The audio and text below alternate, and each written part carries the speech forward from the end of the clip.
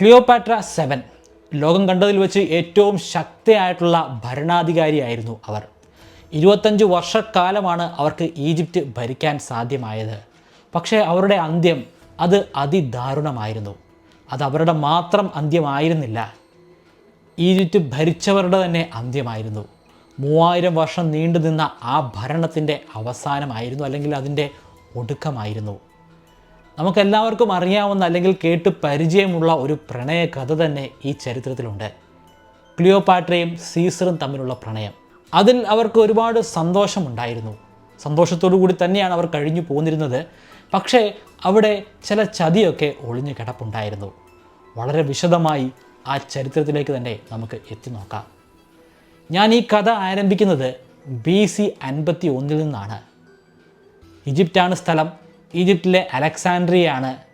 Alexander the great library എന്ന വായനശാലയാണ്, വളരെ പ്രശസ്തമായിട്ടുള്ള ഒരു വായനശാല. അവിടെ കുറേയധികം പുസ്തകങ്ങൾ പരിശോധിച്ചു കൊണ്ടിരിക്കുന്ന ഒരു ചെറുപ്പക്കാരിയുണ്ട്. വെറും 18 വയസ്സ് മാത്രം പ്രായമുള്ള ഒരു ചെറുപ്പക്കാരി. അതാണ് നമ്മുടെ കഥാനായിക ക്ലിയോപാട്ര. പക്ഷേ ക്ലിയോപാട്ര അപ്പോൾ ഭരണാധികാരിയായി മാറിയിട്ടുണ്ടായിരുന്നില്ല. ഒരു രാജകുമാരി എന്ന് വേണമെങ്കിൽ നമുക്ക് വിശേഷിപ്പിക്കാവുന്നതാണ്. അവൾ എന്തൊക്കെയോ പുസ്തകങ്ങൾ വായിക്കുകയാണ്. മറ്റുള്ള ടോളമി രാജാക്കന്മാരിൽ നിന്നും തീർത്തും വ്യത്യസ്തയാണ് ക്ലിയോപാട്ര. കാര്യമായിട്ടുള്ള വിദ്യാഭ്യാസം ഒന്നും തന്നെ ഈ രാജാക്കന്മാർക്ക് ഉണ്ടായിരുന്നില്ല. അവർക്ക് ആകെ അറിയാമായിരുന്ന ഭാഷ ഗ്രീക്ക് മാത്രമാണ്. പക്ഷേ അതിനൊക്കെ ഒരു അപവാദമാണ് ക്ലിയോപാട്ര. അവൾക്ക് പഠനത്തിൽ നല്ല താല്പര്യം തന്നെയാണ്. അവൾക്ക് 8 ഭാഷ അറിയാമായിരുന്നു. അവർക്ക് മുമ്പ് ഭരിച്ചിട്ടുള്ള ഒരു രാജാക്കന്മാർക്കും അവർ ഭരിക്കുന്ന ആ സ്ഥലമായിട്ടുള്ള ഈജിപ്തിൻ്റെ ഭാഷ പോലും അറിയുകയില്ലായിരുന്നു. കാരണം അവർ ശരിക്കും ഈജിപ്ഷ്യനായിട്ടുള്ള ആളുകളല്ല. അവർ മറ്റ് സ്ഥലത്തു നിന്നും അലക്സാണ്ടറിൻ്റെ ഒപ്പം ഇവിടെ എത്തിച്ചേർന്ന ആളുകളാണ്. പക്ഷേ ക്ലിയോപാട്രയ്ക്ക് 8 ഭാഷകൾ വ്യക്തമായിട്ട് കൈകാര്യം ചെയ്യാൻ സാധിക്കുമായിരുന്നു. അതിനെല്ലാം ഉപരിയായിട്ട് ആ കാലഘട്ടത്തിലെ മെഡിസിനിലും ഇവൾക്ക് നല്ല രീതിയിലുള്ള പാണ്ഡിത്യം ഉണ്ടായിരുന്നു. ഇത്തരത്തിൽ പുസ്തകങ്ങൾ വായിച്ചു കൊണ്ടിരിക്കുന്ന ശീലം അവൾക്ക് എല്ലായ്പ്പോഴും ഉള്ളതാണ്. പക്ഷേ ആ ഒരു ദിവസത്തിനൊരു പ്രത്യേകതയുണ്ട്. ഇപ്പോൾ അവൾ രാജകുമാരി മാത്രമാണ്. പക്ഷേ കുറച്ച് സമയം കൂടി കഴിഞ്ഞാൽ അവൾ രാജ്ഞിയായിട്ട് മാറുന്നതാണ്. പെട്ടെന്ന് ആ വായനശാലയിലേക്ക് അവളുടെ ഒരു അഡ്വൈസർ എത്തിച്ചേരുന്നുണ്ട്. അവർ ഒരു സ്ത്രീയാണ്. ആ സ്ത്രീ ഓടി വന്ന് അണയ്ക്കുന്നുണ്ട്. അവർക്ക് എന്തോ ക്ലിയോപാട്രയോട് പറയാനുണ്ട്. ക്ലിയോപാട്ര അവരെ കണ്ടപ്പോൾ തന്നെ പറഞ്ഞു, എനിക്ക് കുറച്ച് കാര്യങ്ങൾ കൂടി വായിക്കാനുണ്ട്, ഞാൻ പിന്നീട് വന്നുകൊള്ളാം. പക്ഷേ ആ അഡ്വൈസറിന് പറയാനുണ്ടായിരുന്നത്, ഇത് വളരെ അത്യാവശ്യമാണ്, സമയമായിരിക്കുന്നു. ആ ഒരു പദം അത് ക്ലിയോപാട്രയുടെ ചെവിയിൽ 2-3 തവണ മുഴങ്ങുകയുണ്ടായി. അതിൻ്റെ പിന്നിലൊരു അർത്ഥമുണ്ട്. ആ അർത്ഥം വ്യക്തമായിട്ട് തന്നെ ക്ലിയോപാട്രയ്ക്ക് മനസ്സിലായി. ആരുടെ സമയമാണ് ആയിരിക്കുന്നത്? അത് ക്ലിയോപാട്രയുടെ അച്ഛനായ ടോളമി 12 സമയം തന്നെയാണ്. അയാൾ മരണശയ്യയിലാണ്. എപ്പോൾ വേണമെങ്കിലും ആ മരണം സംഭവിക്കാം. അയാൾക്ക് ക്ലിയോപാട്രയെ ഒന്ന് കാണണം. ക്ലിയോപാട്രയുടെ മാനസികാവസ്ഥ എന്താണെന്ന് നമുക്ക് വ്യക്തമായിട്ട് പറയാൻ സാധിക്കുകയില്ല. കാരണം അത് ആ കാലഘട്ടത്തിലെ രാജാക്കന്മാരുടെ അല്ലെങ്കിൽ രാജകുടുംബത്തിൻ്റെ തന്നെ മാനസികാവസ്ഥയാണ്. അവർ ഏറ്റവും കൂടുതൽ സന്തോഷാവസ്ഥയിലായിരിക്കുന്ന സമയത്തായിരിക്കും അവർക്ക് ഏറ്റവും കൂടുതൽ വിഷമവും അല്ലെങ്കിൽ ഏറ്റവും കൂടുതൽ വേർപാടും അനുഭവിക്കേണ്ടി വരിക. ഏറ്റവും കൂടുതൽ സന്തോഷമുണ്ടാകുന്നത് തീർച്ചയായിട്ടും ഒരു രാജാവ് അല്ലെങ്കിൽ ഒരു രാജ്ഞിയാകുമ്പോഴാണ്. പക്ഷേ ഒരാളുടെ അല്ലെങ്കിൽ ഒന്നിലധികം ആളുകളുടെ മരണം സംഭവിച്ചാൽ മാത്രമേ അത്തരത്തിലുള്ളൊരു മാറ്റം ഉണ്ടാവുകയുള്ളൂ. ഇവിടെ ഒരു മരണം സംഭവിക്കാൻ പോവുകയാണ്. ക്ലിയോപാട്രയുടെ വളരെയധികം പ്രിയപ്പെട്ട പിതാവ് മരിക്കാൻ പോവുകയാണ്. പക്ഷേ മരിച്ചു കഴിഞ്ഞാൽ അവളാണ് പിന്നീട് ഈ ഈജിപ്തിൻ്റെ അധിപ. അതുകൊണ്ട് തന്നെ ഒരു സമ്മിശ്രിതമായിട്ടുള്ള ഒരു വൈകാരികമായിട്ടുള്ള ഒരു അവസ്ഥയായിരിക്കണം അവൾക്ക് ആ സമയത്ത് ഉണ്ടായിരിക്കേണ്ടത്. എന്തായാലും അവൾ ധൃതി പിടിച്ച് അവിടെ നിന്നും എഴുന്നേറ്റ് തൻ്റെ അഡ്വൈസറിനോടൊപ്പം തന്നെ കൊട്ടാരത്തിലേക്ക് പോകുന്നുണ്ട്. കൊട്ടാരത്തിൽ രാജാവിൻ്റെ ശയ്യയിൽ കിടക്കുകയാണ്. മോശമായിട്ടുള്ള ഒരവസ്ഥയാണ് ടോളമി 12 ടോളമി രാജാക്കന്മാർ ഈജിപ്റ്റ് ഭരിക്കാൻ തുടങ്ങിയിട്ട് കുറേയധികം വർഷങ്ങളായിരുന്നു. കൃത്യമായിട്ട് പറയുകയാണെങ്കിൽ BC 323 അന്നാണ് ആദ്യമായിട്ട് ടോളമി 1 അവിടെ ഭരിക്കുന്നത്. അലക്സാണ്ടർ ചക്രവർത്തിയാണ് അവിടെ അന്നുവരെ ഭരിച്ചിരുന്ന പേർഷ്യൻ ഡൈനാസ്റ്റിയെ ഇല്ലായ്മ ചെയ്തത്. അതിനുശേഷം അവിടുത്തെ ഭരണം അലക്സാണ്ടർ വെച്ചു കൊടുക്കുന്നത് തൻ്റെ ഒരു ജനറലായിട്ടുള്ള ടോളമിക്കാണ്. ടോളമി 1 പിന്നീട് വർഷങ്ങൾ കഴിഞ്ഞപ്പോൾ ടോളമി ഒന്നാമനും രണ്ടാമനും ഒക്കെ ഉണ്ടായി. അതിനുശേഷം ഇപ്പോൾ എത്തിച്ചേർന്നിരിക്കുന്നത് ടോളമി 12-ാമനിലാണ്. ടോളമി രാജാക്കന്മാർ പൊതുവെ അത്ര നല്ല സ്വഭാവമുള്ള ആളുകളൊന്നുമല്ല. ശരിക്കും പറയുകയാണെങ്കിൽ നല്ല ക്രൂരന്മാർ തന്നെയാണ്. അവർ ഭരണം നിലനിർത്താൻ വേണ്ടി അല്ലെങ്കിൽ ഭരണം നേടിയെടുക്കാൻ വേണ്ടി എന്ത് വൃത്തികേടും ചെയ്യാൻ ഒരുക്കമാണ്. എത്ര ക്രൂരമായിട്ടുള്ള കാര്യം ചെയ്യാനും അവർക്ക് ഒരു മടിയുമില്ല. ഈ ടോളമി മരണമടയുകയാണെങ്കിൽ അടുത്ത രാജ്ഞി അല്ലെങ്കിൽ അടുത്ത ഭരണാധികാരി ക്ലിയോപാട്രയാണ്. ആ ക്ലിയോപാട്രയെ അയാളുടെ അരികിലേക്ക് വിളിച്ചു. വളരെ വിഷമത്തോടു കൂടി തന്നെ അയാളുടെ വളരെ അരികിൽ തന്നെ അവൾ വന്നിരുന്നു. ഒരു സ്വകാര്യം എന്ന രീതിയിൽ അയാൾക്ക് ചില കാര്യങ്ങളൊക്കെ അവളോട് പറയാനുണ്ടായിരുന്നു. എൻ്റെ സമയമായിരിക്കുന്നു, ഞാൻ എപ്പോൾ വേണമെങ്കിലും മരണമടയുന്നതാണ്. പക്ഷേ ഞാൻ മരണമടഞ്ഞാലും ഈ രാജ്യം നമ്മുടെ രാജ്യമായിരിക്കണം. ഇതിനെ അട്ടിമറിക്കാൻ ഒരിക്കലും അനുവദിക്കരുത്. നീ പ്രത്യേകം സൂക്ഷിക്കണം. ഏറ്റവും കൂടുതൽ സൂക്ഷിക്കേണ്ടത് നിൻ്റെ ഏറ്റവും അടുത്തുള്ള, നിൻ്റെ ഏറ്റവും വേണ്ടപ്പെട്ട ആളുകളെ തന്നെ ആയിരിക്കും. അവർ ചതിക്കും. ആരെയും വിശ്വസിക്കാൻ പാടില്ല. ഇത്രയും പറഞ്ഞതിന് ശേഷം അയാൾ മരണത്തിലേക്ക് തന്നെ വഴുതി വീഴുകയായിരുന്നു. ശരിക്കും പറഞ്ഞാൽ ക്ലിയോപാട്ര അല്ല അയാളുടെ മൂത്ത മകൾ. അതിലും കൂടുതൽ പ്രായമുള്ള മറ്റൊരു മകൾ കൂടി അയാൾക്കുണ്ടായിരുന്നു. ബെറീനൈസ് 4 എന്നായിരുന്നു അവളുടെ പേര്. അവളിപ്പോൾ ജീവനോടെ ഇല്ല. അവളെ കൊന്നതാണ്. ആരാണ് അവളെ കൊന്നത്? ഇതേ ടോളമി 12-ാമൻ തന്നെയാണ്. ബെറീനൈസ് 4 തൻ്റെ പിതാവിനെ ചതിച്ച് ആ രാജ്യഭരണം നേടിയെടുക്കണമെന്നുള്ള ഒരു അത്യാഗ്രഹം തോന്നുകയുണ്ടായി. കാരണം അച്ഛൻ്റെ മരണം വരെ കാത്തിരിക്കാനുള്ള ക്ഷമ അവൾക്കുണ്ടായിരുന്നില്ല. പിതാവിനെ കൊല്ലുകയാണെങ്കിൽ നേരിട്ട് അതിവേഗത്തിൽ തന്നെ ആ ഭരണത്തിലേക്ക് എത്തിച്ചേരാൻ സാധിക്കുന്നതാണ്. അത്തരത്തിലുള്ള ചില ശ്രമങ്ങളൊക്കെ മകൾ നടത്തുകയുണ്ടായി. പക്ഷേ ഇത് നേരത്തെ തന്നെ മണത്തറിഞ്ഞ ടോളമി 12-ാമൻ അവളെ ഇല്ലായ്മ ചെയ്യുകയായിരുന്നു ഭരണം നിലനിർത്താൻ വേണ്ടി. അതിനുശേഷമാണ് അയാളുടെ വിൽപ്പത്രത്തിൽ എഴുതി വെച്ചത്, എൻ്റെ കാലശേഷം പിന്നീട് ഈജിപ്റ്റ് ഭരിക്കാൻ പോകുന്നത് എൻ്റെ 2 മക്കൾ ചേർന്നിട്ടാണ്. ഒന്ന് ക്ലിയോപാട്ര 7, മറ്റൊന്ന് ടോളമി 13-ാമൻ. ക്ലിയോപാട്രയാണ് ടോളമിയേക്കാൾ മൂത്തത്. ക്ലിയോപാട്ര ഒരു 18 വയസ്സ് പ്രായമുള്ളതാണ്. അതിനേക്കാൾ കുറെ കൂടി ഇളയ ആളാണ് ടോളമി 13-ാമൻ. ഈജിപ്റ്റ് ഒരിക്കലും ഒരാൾക്ക് ഭരിക്കാൻ സാധിക്കുകയില്ല. ഈജിപ്റ്റ് ഭരിക്കുന്ന ആൾ ഒരു പുരുഷനും ഒരു സ്ത്രീയുമായിരിക്കണം. 2 പേരും ഭാര്യ ഭർത്താക്കന്മാരായിരിക്കണം. 2 പേർക്കും കൂടി ചേർന്നിട്ട് മാത്രമേ ഭരിക്കാൻ സാധിക്കുകയുള്ളൂ. ക്ലിയോപാട്രയും ടോളമിയും സഹോദരന്മാർ തന്നെയാണ്. പക്ഷേ അവർ 2 പേരും വിവാഹിതരാകണം. അങ്ങനെ വിവാഹിതരായാൽ മാത്രമേ അവർക്ക് ഒരുമിച്ച് ഭരിക്കാൻ സാധിക്കുകയുള്ളൂ. അങ്ങനെ സഹോദരന്മാർ തന്നെ വിവാഹം ചെയ്ത് ഭരിക്കണമെന്നൊന്നുമില്ല. പക്ഷേ മറ്റുള്ള ഒരു കുടുംബത്തിലെ വ്യക്തിയുമായിട്ടാണ് വിവാഹം ചെയ്യുന്നതെങ്കിൽ ഈ ഭരണം എന്ന തുടർച്ച അത് ഈ ഒരു കുടുംബത്തിൽ നിന്ന് തന്നെ നഷ്ടപ്പെട്ടു പോകാനുള്ള സാധ്യതയുണ്ട്. അതുകൊണ്ട് തന്നെ ഈ രാജാക്കന്മാർ തന്നെ തീരുമാനിച്ചിട്ടുള്ള കാര്യമാണ്, കല്യാണം കഴിപ്പിക്കുന്നെങ്കിൽ അത് സഹോദരന്മാരെ തന്നെ ആയിരിക്കും. ഈ ഭരണം അവരുടെ ആ തലമുറയിൽ തന്നെ അല്ലെങ്കിൽ അവരുടെ ആ ഒരു വേരിൽ തന്നെ തുടർന്ന് പോകുന്നതാണ്. ക്ലിയോപാട്രയ്ക്ക് നല്ല ഭയമുണ്ട്. അവൾക്ക് ഏറ്റവും കൂടുതൽ ഭയമുള്ളത് തൻ്റെ സഹോദരനെയും സഹോദരിയെയുമാണ്. ടോളമി 13-ാമനെയും ആർസനോയിയെയുമാണ്. ആർസനോയിക്കും താഴെയായിട്ട് ടോളമി 14-ാമനുണ്ട്. പക്ഷേ 14-ാമനെ ഭയക്കേണ്ട വലിയ ആവശ്യമൊന്നുമില്ല. കാരണം അതൊരു കൊച്ചുകുട്ടിയാണ്. പിതാവിൻ്റെ മരണശേഷം അവൾ അവിടെ നിന്നും വിടവാങ്ങുകയാണ്. അപ്പോൾ പുറകിൽ നിന്നും അവളെ തടഞ്ഞുകൊണ്ട് കുറച്ച് പ്രായമുള്ള ഒരു വ്യക്തിയുടെ സ്വരം ഉയരുന്നുണ്ട്.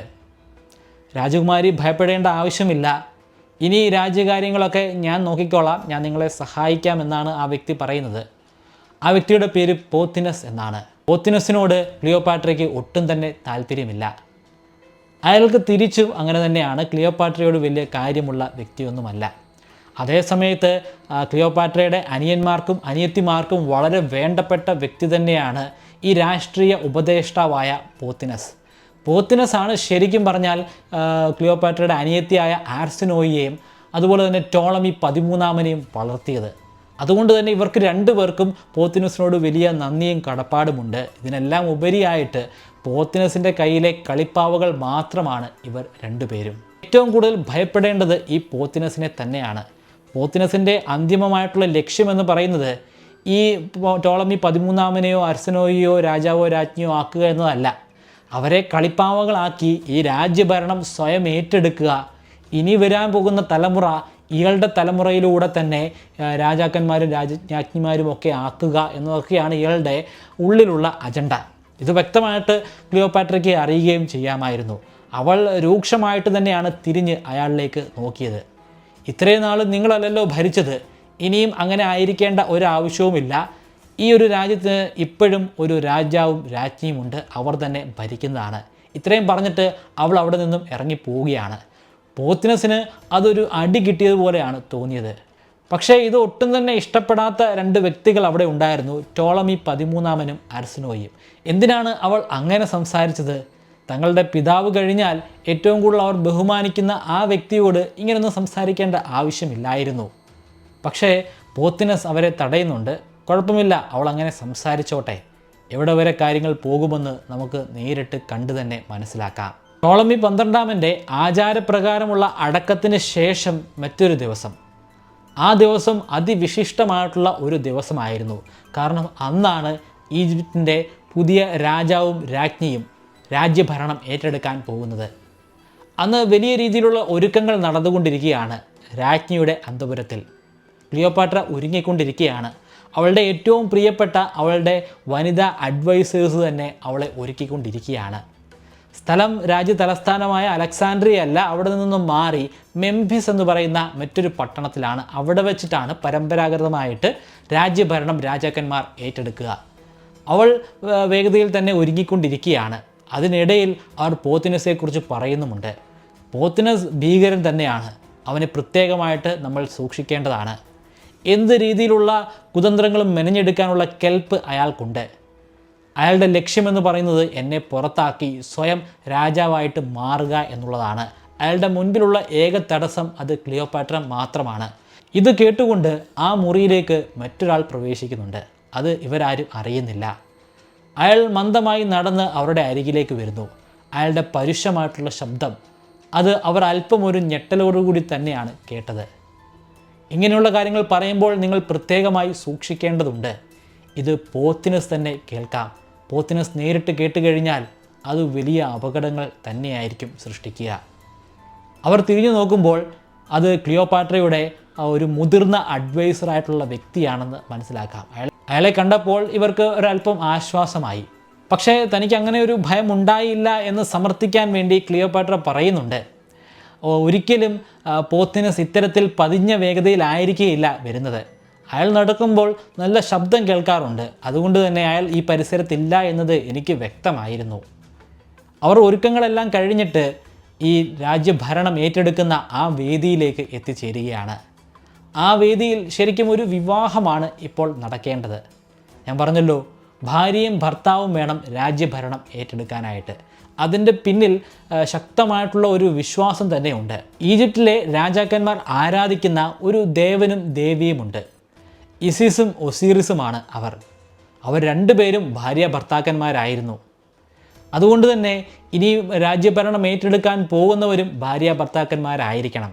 രാജ്യഭരണം ഏറ്റെടുക്കുന്ന ആ വേളയിൽ ഇസിസും ഒസീറിസും പുനർജനിക്കുന്നു എന്നാണ് വിശ്വാസം. ചുരുക്കത്തിൽ ഈജിപ്ത് ഭരിക്കുന്നത് ദൈവമാണ്. ഈജിപ്തിലുള്ള ആളുകളുടെ ദൈവമായിരിക്കും അവർ ഇസിസിൻ്റെയും ഒസീറിസിൻ്റെയും പുനർജന്മമായിരിക്കും. ആ പുനർജന്മം സാധ്യമാകണമെങ്കിൽ അവർ വിവാഹം ചെയ്യേണ്ടതായിട്ടുണ്ട്. ആ വിവാഹ കർമ്മത്തിലേക്കാണ് നമ്മൾ ഇനി കടക്കാൻ പോകുന്നത്. ക്ലിയോപാട്ര എത്തിച്ചേർന്നിട്ടുണ്ട്, അതുപോലെ തന്നെ ടോളമി 13 എത്തിച്ചേർന്നിട്ടുണ്ട്. ടോളമിയുടെ പിന്നിലായിട്ട് പോത്തിനസുമുണ്ട്. ടോളമി 13 ക്ലിയോപാട്രയുടെ നല്ല ദേഷ്യമുണ്ട്. ചടങ്ങുകൾ ആരംഭിക്കുകയായി. ചടങ്ങുകളുടെ ഭാഗമായിട്ട് രണ്ടുപേരും കിരീടം അണിയേണ്ടതായിട്ടുണ്ട്. ടോളമി 13 കിരീടം വെച്ച് കൊടുക്കേണ്ടത് ക്ലിയോപാട്രയാണ്. ക്ലിയോപാട്ര അത് ഭംഗിയായി ചെയ്യുന്നുമുണ്ട്. പക്ഷേ ടോളമി 13 അത് തിരിച്ചു ചെയ്യാൻ കൂട്ടാക്കുന്നില്ല. ഇത് കണ്ട് അരിശം പൂണ്ട ക്ലിയോപാട്ര സ്വയമാണ് ആ കിരീടം എടുത്ത് തലയിൽ അണിയുന്നത്. അതൊരു വഴക്കിൻ്റെ തുടക്കം തന്നെയാണ്. എല്ലായ്പ്പോഴും ചരിത്രത്തിൽ രണ്ട് രാജാക്കന്മാർ ഒരു രാജ്യം ഭരിക്കുകയാണെങ്കിൽ അവിടെ കലാപം സുനിശ്ചിതമാണ്.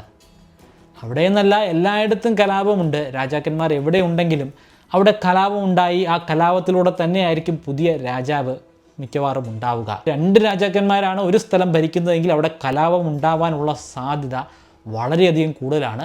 അത് ചരിത്രത്തിൻ്റെ എല്ലാ ഘട്ടങ്ങളിലും നമുക്ക് വ്യക്തമായിട്ട് തന്നെ കാണാൻ സാധിക്കുന്നതാണ്.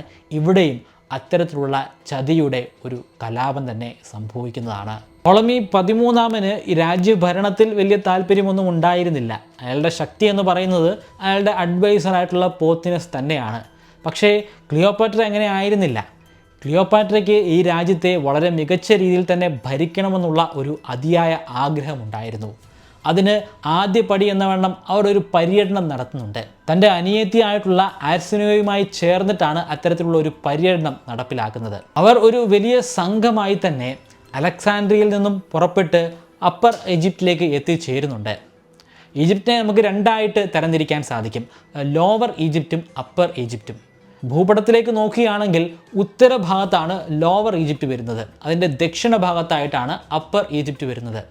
ഉത്തരഭാഗത്താണ് അലക്സാൻഡ്രിയയും മെംഫിസും ഒക്കെ സ്ഥിതി ചെയ്യുന്നത്. ദക്ഷിണഭാഗത്ത് അല്ലെങ്കിൽ അപ്പർ ഈജിപ്തിലാണ് തീബ്സ് എന്ന പട്ടണം സ്ഥിതി ചെയ്യുന്നത്. ഈ 3 പട്ടണങ്ങളാണ് ഈജിപ്തിൽ ആ കാലഘട്ടത്തിൽ ഉണ്ടായിരുന്ന ഏറ്റവും പ്രമുഖമായിട്ടുള്ള പട്ടണങ്ങൾ. ഈ യാത്രക്കിടയിൽ ആർസിനോയ്ക്ക് ഒരുപാട് വിഷമങ്ങൾ നേരിടേണ്ടി വരുന്നുണ്ട്. കാരണം ആ നാട്ടിലുള്ള അന്തരീക്ഷം അത് അവൾക്ക് അത്രയധികം യോജിച്ച് പോകാൻ സാധിക്കുന്ന ഒരു അന്തരീക്ഷമായിരുന്നില്ല. പലയിടത്തു നിന്നും ദുർഗന്ധം വമിക്കുന്നുണ്ടായിരുന്നു. ഇതവളെ വലിയ രീതിയിൽ അലോസരപ്പെടുത്തുന്നുമുണ്ടായിരുന്നു. അത് ദേഷ്യത്തോടു കൂടി തന്നെ അവളുടെ ചേച്ചിയോട് പറയുന്നുമുണ്ട്, എന്തൊരു ദുർഗന്ധമാണ്, നമുക്ക് ഈ യാത്രയുടെ ആവശ്യമുണ്ടോ, നമുക്ക് കൊട്ടാരത്തിൽ തന്നെ ഇരുന്നാൽ പോരെ. ക്ലിയോപാട്ര അവളോട് ദേഷ്യപ്പെട്ടാണ് സംസാരിക്കുന്നത്. നീ പതുക്കെ പറയുക, ആരും ഇത് കേൾക്കാൻ പാടില്ല, ഇത് നമ്മുടെ നാടാണ്. ഈ ഗന്ധം അത് ഈജിപ്തിൻ്റെ ഗന്ധമാണ്. ഇത് മോശമാണെങ്കിൽ അത് വൃത്തിയാക്കേണ്ടത് നമ്മുടെ ഉത്തരവാദിത്തമാണ്. ആരും കേൾക്കാതിരിക്കാനായിട്ട് പ്രത്യേകം ശ്രദ്ധിക്കുക.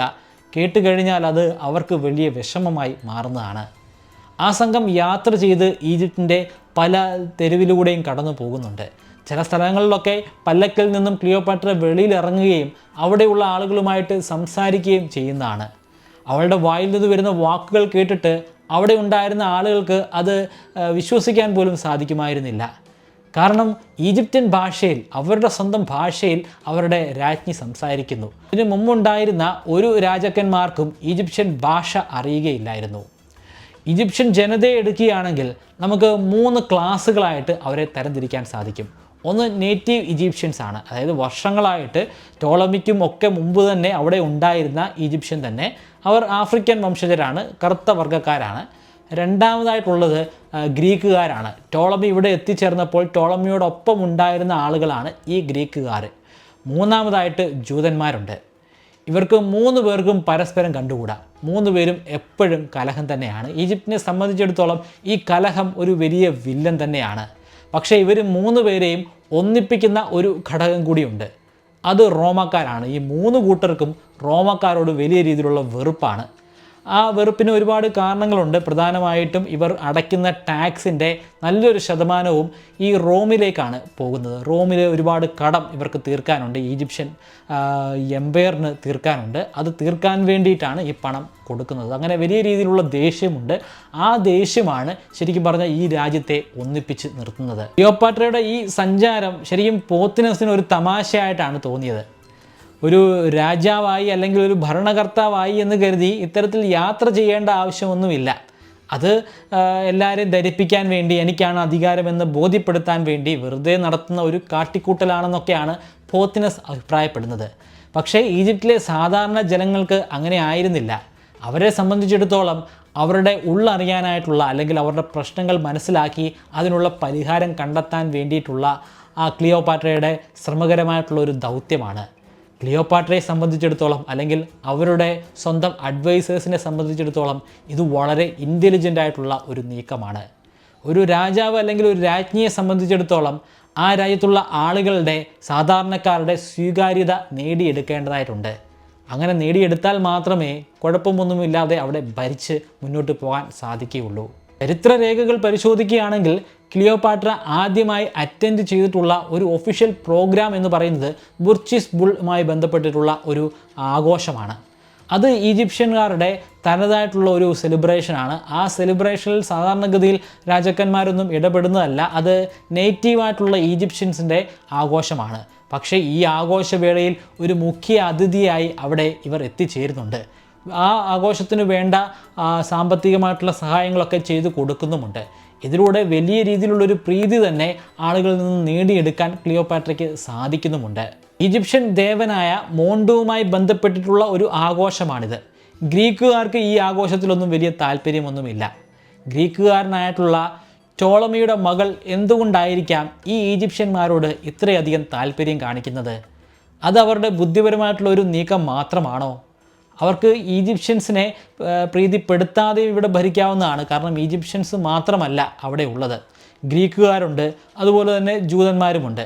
ഈജിപ്ഷ്യൻസിനോട് കൂടുതലായിട്ട് താല്പര്യം കാണിക്കുകയാണെങ്കിൽ അവരിൽ നിന്നും മോശമായിട്ടുള്ള ഒരു അവസ്ഥയായിരിക്കും ക്ലിയോപാട്രയ്ക്ക് നേരിടേണ്ടി വരുന്നത്. പിന്നെയും എന്തുകൊണ്ടായിരിക്കാം ക്ലിയോപാട്ര ഇവരോട് ഇത്രയധികം താല്പര്യം കാണിക്കുന്നത്? ചരിത്രകാരന്മാരിൽ ചിലരൊക്കെ പറയുന്നത് അവരുടെ അമ്മയുമായി ബന്ധപ്പെട്ടിട്ടുള്ള ഒരു കാര്യമാണ്.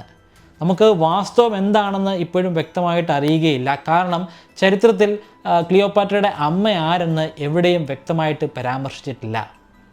അതുകൊണ്ട് തന്നെ ചില അനുമാനങ്ങൾ മാത്രമാണ് ഉള്ളത്. ചില അനുമാനങ്ങൾ അനുസരിച്ച് ക്ലിയോപാട്രയുടെ അമ്മ ഒരു നേറ്റീവ് ഈജിപ്ഷ്യനാണ്. അതുകൊണ്ട് തന്നെ ക്ലിയോപാട്ര ഒരു യൂറോപ്യൻ വംശയാണെന്നും നമുക്ക് പറയാൻ സാധിക്കുകയില്ല. കാഴ്ചയിൽ ഒരു യൂറോപ്യനായിട്ടൊന്നും നമുക്ക് തോന്നുകയുമില്ല. പക്ഷേ ക്ലിയോപാട്രയുടെ ഒരുപാട് സിനിമകളും നാടകങ്ങളും ഒക്കെ ഇറങ്ങിയിട്ടുണ്ട്. ആ നാടകങ്ങളിലും സിനിമകളിലുമൊക്കെ ഒരു യൂറോപ്യൻ വംശയായിട്ടാണ് ക്ലിയോപാട്രയെ കാണിക്കുന്നത്. പക്ഷേ ശരിക്കും പറഞ്ഞാൽ അവൾ ഒരു ആഫ്രിക്കൻ യുവതിയായിരുന്നു. അവൾക്ക് ഒരു കടുകട്ടി കറുപ്പൊന്നും ആയിരുന്നില്ല നിറമെങ്കിൽ പോലും അവൾ വെളുത്തിട്ടായിരുന്നില്ല. ഒരു ആഫ്രിക്കൻ വംശ. ഇപ്പോഴത്തെ ഈജിപ്ഷ്യൻ ആളുകളുടെ നിറമെന്നൊന്നും പറയാൻ സാധിക്കുകയില്ല. കാരണം അതൊക്കെ ഒരു സങ്കര വിഭാഗമെന്ന് വേണമെങ്കിൽ നമുക്ക് പറയാൻ സാധിക്കും. ഈ കഥ നടക്കുന്നത് 2000 വർഷങ്ങൾക്ക് മുൻപാണ്. അപ്പോൾ ആ കാലഘട്ടത്തിൽ ഇപ്പോഴുള്ള ഈജിപ്ഷ്യൻസിൻ്റെ ആ ട്രൈറ്റുകൾ കാണിക്കുന്ന ആൾക്കാരായിരുന്നില്ല അന്നവിടെ ഉണ്ടായിരുന്നത്. അതുകൊണ്ട് തന്നെ ഒരു ആഫ്രിക്കൻ യുവതി എന്നൊക്കെ നമുക്ക് പറയാൻ സാധിക്കുകയുള്ളൂ. പൂർണ്ണമായിട്ടും ആഫ്രിക്കൻ യുവതി എന്നും പറയാൻ സാധിക്കില്ല. കാരണം ടോളമി അയാളൊരു ഗ്രീക്കുകാരനാണ്. അപ്പോൾ ടോളമിക്ക് ഒരു ഈജിപ്ഷ്യൻ യുവതിയിൽ ഉണ്ടായിട്ടുള്ള ഒരു കുട്ടിയായിരിക്കണം ക്ലിയോപാട്ര. രാജ്യഭരണം നേടിയെടുത്തു, ഇപ്പോൾ ഭരണാധികാരിയായി മാറിയിട്ടുമുണ്ട് ക്ലിയോപാട്ര. പക്ഷേ മുന്നോട്ടുള്ള പ്രയാണം അത്ര സുഖകരമായിട്ടുള്ള ഒരു പാതയിലൂടെ അല്ല. ഈജിപ്തിനെ സംബന്ധിച്ചിടത്തോളം അത് ദുർഘടമായിട്ടുള്ള ഒരു കാലഘട്ടം തന്നെയാണ്. പ്രധാനമായിട്ടും റോമാക്കാർ തന്നെയാണ് വെല്ലുവിളി. റോമാക്കാരിൽ നിന്നും ടോളമി 12 നല്ലൊരു തുക തന്നെ കടമായി വാങ്ങിയിട്ടുണ്ട്. അപ്പോൾ അത് പലിശ സഹിതം തിരിച്ചടയ്ക്കേണ്ടതായിട്ടുമുണ്ട്. എല്ലാ വർഷവും വലിയ രീതിയിലുള്ള ടാക്സ് ഏർപ്പാടാക്കിയിട്ടാണ് ഇത് അടച്ചു കൊടുത്തുകൊണ്ടിരിക്കുന്നത്. ഈജിപ്തിനെ സംബന്ധിച്ചിടത്തോളം ഈജിപ്തിൻ്റെ ഒരു അനുഗ്രഹമാണ് നൈൽ നദി. ആ നൈൽ നദിയുടെ തീരങ്ങൾ ധാരാളമായിട്ട് കൃഷി നടക്കുന്നുണ്ട്. ആ വിളവെടുപ്പാണ് ഇവരെ സാമ്പത്തികമായിട്ട് ഉയർത്തിക്കൊണ്ട് വരുന്നത്.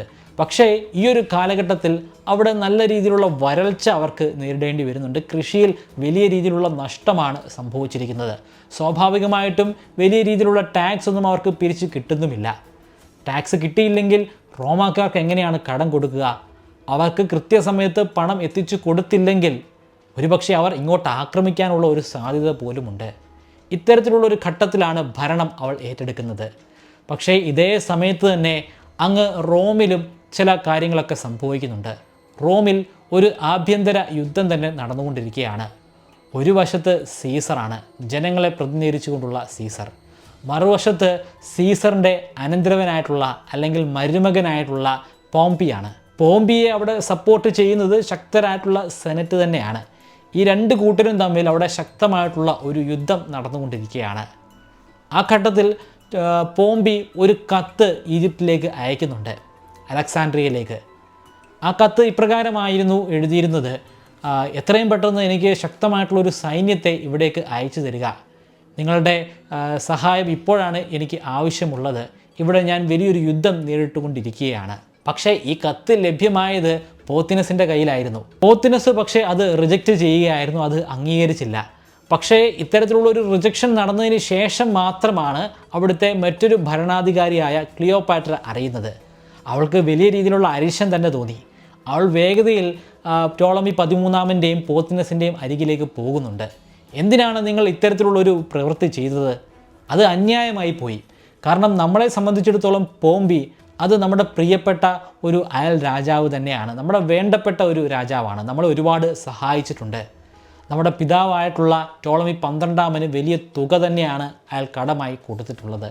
നമ്മളെ സഹായിക്കേണ്ട സന്ദർഭങ്ങളിലൊക്കെ പോംപി വന്ന് സഹായിച്ചിട്ടുമുണ്ട്. പോത്തിനസ് പറയുന്നത് ഇത്തവണ നമ്മൾ സഹായിക്കേണ്ട ഒരാവശ്യവുമില്ല, കാരണം ആ യുദ്ധത്തിൽ പോംപി ദുർബലനാണ്. നമ്മൾ പോംപിയെ സഹായിക്കുകയാണെങ്കിൽ അതുകൊണ്ട് നമുക്ക് നഷ്ടം മാത്രമേ സംഭവിക്കുകയുള്ളൂ, നമ്മുടെ സൈനികരെല്ലാവരും മരണമടഞ്ഞു പോകുന്നതാണ്. അതിനെല്ലാം പുറമെ സീസറിന് നമ്മളോട് വലിയൊരു അരിശം തോന്നാനുള്ള ഒരു സാധ്യതയുമുണ്ട്. അതുകൊണ്ട് തന്നെയാണ് നമ്മൾ ഇത്തരത്തിലുള്ള ഒരു നയം സ്വീകരിച്ചത്. പോത്തിനസിൻ്റെ ഇത്തരത്തിലുള്ള ഒരു മറുപടി ക്ലിയോപാട്രയെ വലിയ രീതിയിൽ ചൊടിപ്പിക്കുന്നുണ്ട്. അവർ തമ്മിൽ കുറേ അധികം നേരം വാക്കുതർക്കങ്ങൾക്ക് കാരണമായി ഇത് മാറുന്നുമുണ്ട്. രണ്ടുപേരും അവിടെ നിന്നും വേർപിരിഞ്ഞു പോകുന്നത് മുഷിഞ്ഞു തന്നെയാണ്.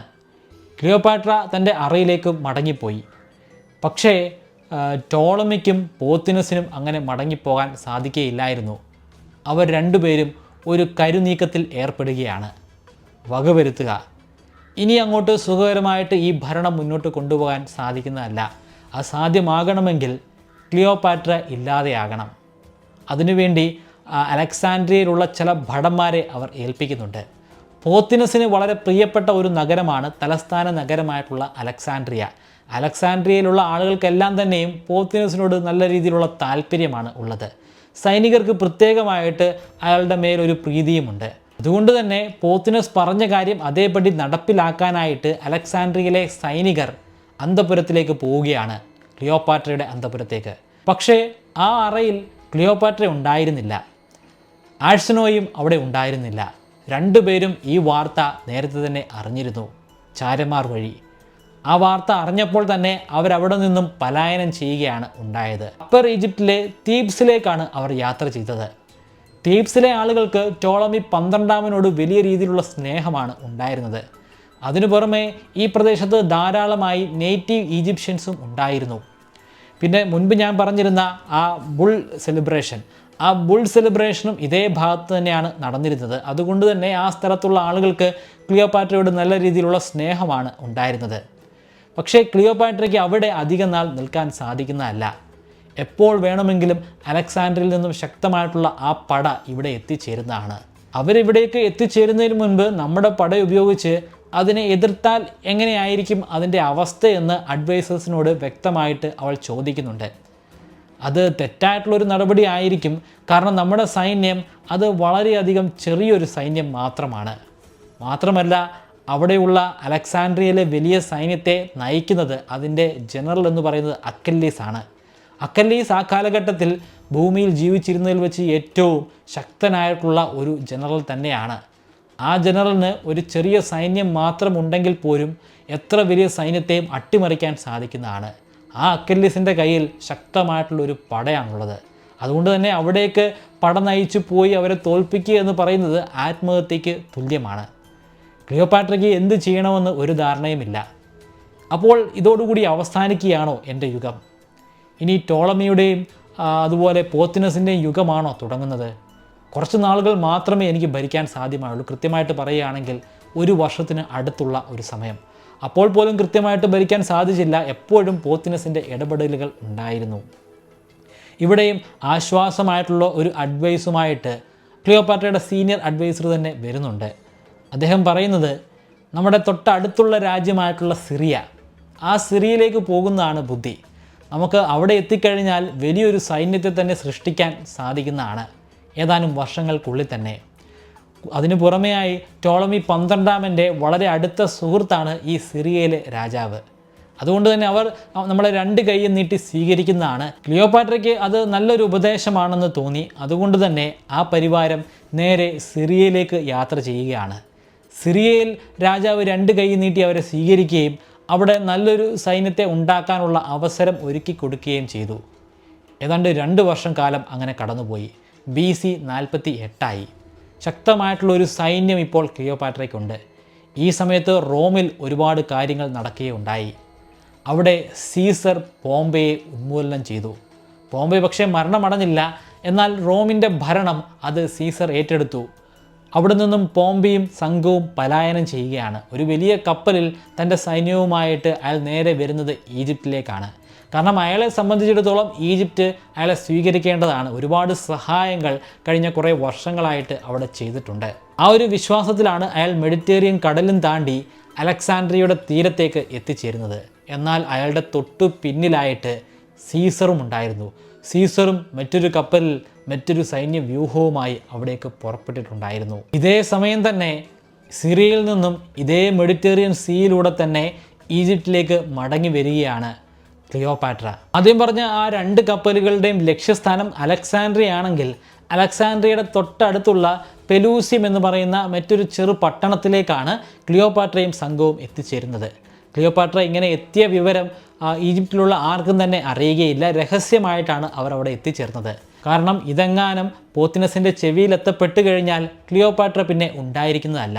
ക്ലിയോപാട്രയ്ക്ക് ശക്തമായിട്ടുള്ളൊരു സൈന്യമൊക്കെ ഉണ്ട്.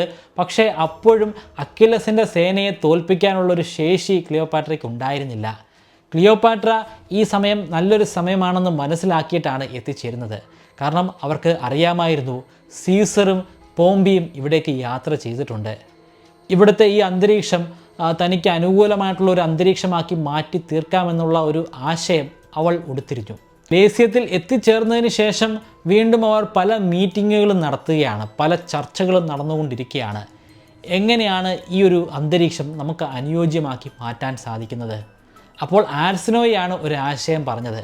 സീസറാണ് ഇപ്പോൾ ഏറ്റവും ശക്തനായിട്ടുള്ള വ്യക്തി. അയാളാണ് ഇപ്പോൾ പൂർണ്ണമായിട്ടും റോമ സാമ്രാജ്യം ഭരിക്കുന്നത്. പോംബെ പരാജയപ്പെട്ടിരിക്കുകയാണ്. അതുകൊണ്ട് പോംബെയെ അന്വേഷിച്ചെത്തിയിരിക്കുന്ന സീസറിനെ നമ്മൾ സന്തുഷ്ടനാക്കുക. അയാളെ സന്തോഷിപ്പിക്കാൻ സാധിച്ചു കഴിഞ്ഞാൽ അയാൾ വേണ്ട സഹായങ്ങൾ നമുക്ക് ചെയ്തു തരും. സന്തോഷിപ്പിക്കാനായിട്ടുള്ളൊരു വിദ്യ കൂടിയുണ്ട്, അത് പോംബെയാണ്. പോംബെ അന്വേഷിച്ചാണല്ലോ അയാൾ അലക്സാൻഡ്രിയയിൽ എത്തിച്ചേർന്നത്. പോംബെയെ നമ്മൾ പിടികൂടുന്നു, അയാളെ കൊല്ലുന്നു, അതിനുശേഷം ആ ശവശരീരം സീസറിന് സമ്മാനിക്കുന്നു. അയാൾ സന്തുഷ്ടനാകും. അതിനു പുറമെ നമ്മളെ ഈ ഒരു രാജ്യത്തിൻ്റെ അധികാര സ്ഥാനത്തേക്ക് എത്തിക്കാനും അയാൾക്ക് സാധിക്കുന്നതാണ്. പക്ഷേ ക്ലിയോപാട്ര അത് നിഷേധിക്കുന്നുണ്ട്. കാരണം അവർ തമ്മിൽ ഒരു യുദ്ധം നടന്നുകൊണ്ടിരിക്കുകയാണെങ്കിൽ പോലും ഈ പോംബി എന്ന് പറയുന്നത് ഒരു റോമാക്കാരനാണ്. റോമാക്കാർക്ക് വലിയ രീതിയിലുള്ള അഹങ്കാരങ്ങളാണുള്ളത്. അവരെ സംബന്ധിച്ചിടത്തോളം ലോകത്തിലെ ഏറ്റവും കേമന്മാരായിട്ടുള്ള വ്യക്തികൾ അത് റോമാക്കാരാണ്. അവർ കഴിഞ്ഞിട്ടേ ഈജിപ്ഷ്യൻസും ഗ്രീക്കുകാരും ഒക്കെ വരികയുള്ളൂ. ഈജിപ്ഷ്യൻസ് അല്ലെങ്കിൽ ഗ്രീക്കുകാർ ഇത്തരത്തിലൊരു റോമാക്കാരനെ കൊന്ന് അവർക്ക് തന്നെ ഒരു സമ്മാനമായിട്ട് കൊടുക്കുക എന്ന് പറയുന്നത് റോമാക്കാരെ സംബന്ധിച്ചിടത്തോളം ഒരു അപമാനം തന്നെയാണ്. മാത്രമല്ല സീസറും പോംബിയും തമ്മിൽ വലിയ രീതിയിലുള്ളൊരു ബന്ധം തന്നെയുണ്ട്. സീസറിൻ്റെ മകളെയാണ് പോംബി വിവാഹം കഴിച്ചത്. മകൾ മരിച്ചു പോയെങ്കിൽ പോലും അവർ തമ്മിൽ അത്തരത്തിലുള്ളൊരു റിലേഷനുണ്ട്. അതുകൊണ്ട് തന്നെ ഇവിടേക്ക് സീസർ എത്തിച്ചേർന്നത് പോംബിയെ കൊല്ലാൻ വേണ്ടിയല്ല, അയാളെ പിടികൂടി തിരികെ റോമിലേക്ക് കൊണ്ടുപോകാനായിരിക്കണം. അതുകൊണ്ട് ഇപ്രകാരം ഒരു കൊല ചെയ്തു കഴിഞ്ഞാൽ അതൊരു വലിയ മണ്ടത്തരമായിട്ട് തന്നെ മാറുന്നതാണ്. ക്ലിയോപാട്ര ഇങ്ങനെയൊക്കെ കാര്യങ്ങൾ അവതരിപ്പിക്കുന്നത് അരിസ്റ്റോയ്ക്ക് ഒട്ടും തന്നെ ഇഷ്ടപ്പെടുന്നില്ല. അരിസ്റ്റോയുടെ അഭിപ്രായങ്ങളെ മനഃപൂർവ്വം ഖണ്ഡിക്കുകയാണ് ചെയ്തതെന്നാണ് അവൾ ചിന്തിക്കുന്നത്. എന്നാൽ അരിസ്റ്റോയ് ചിന്തിച്ച അതേ രീതിയിൽ തന്നെയാണ് പോത്തിനസും ചിന്തിച്ചത്. നമുക്ക് പോംബിയെ വകം വരുത്താം. അയാളത് ടോളമി 13 പറയുന്നുണ്ട്. ടോളമി വെറും പാവം മാത്രമാണ്. അതുകൊണ്ട് അയാൾ അത് അംഗീകരിച്ച് കൊടുക്കുകയും അധികം വൈകാതെ അലക്സാൻഡ്രിയയുടെ തീരത്ത് എത്തിച്ചേർന്ന പോംബിയെ പുറകിൽ നിന്നും അവർ കുത്തുന്നുണ്ട്. അവരെ അത്രയധികം സഹായിച്ചിട്ടുള്ള ആ രാജാവിനെ അവർ കൊന്ന് അയാളുടെ തഴയറുത്ത് അവർ സീസറിന് കാഴ്ചവെക്കുന്നുണ്ട്. ഒരു സന്ദേശകൻ വഴി ഒരു വലിയ പെട്ടിയിലാക്കിയിട്ടാണ് ഈ തല അവിടെ എത്തിക്കുന്നത്. ക്ലിയോപാട്ര പറഞ്ഞത് വളരെയധികം കൃത്യമായിരുന്നു. സീസറിന് ഇതൊട്ടും തന്നെ ഇഷ്ടപ്പെട്ടില്ല. കാരണം സീസറിന് വളരെ വേണ്ടപ്പെട്ടവനാണ് പോംബി. അധികാരത്തിന് വേണ്ടി അവർ തമ്മിൽ ഒരു വടംവലി നടന്നുവെങ്കിലും പോംബിയെ കൊല്ലണമെന്നുള്ള ഒരു ആഗ്രഹമൊന്നും സീസറിനുണ്ടായിരുന്നില്ല.